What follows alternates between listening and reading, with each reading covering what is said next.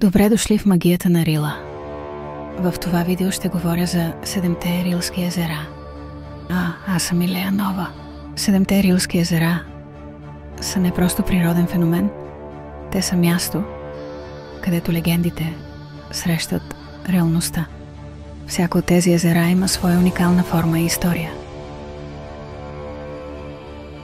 Сълзата, най-чистото и високо. Окото, най-дълбокото.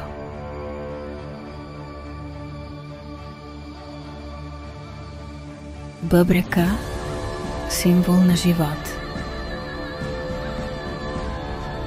Близнака, най-голямото.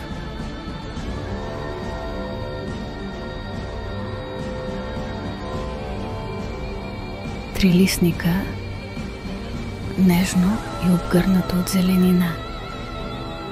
Рибното, най-плиткото.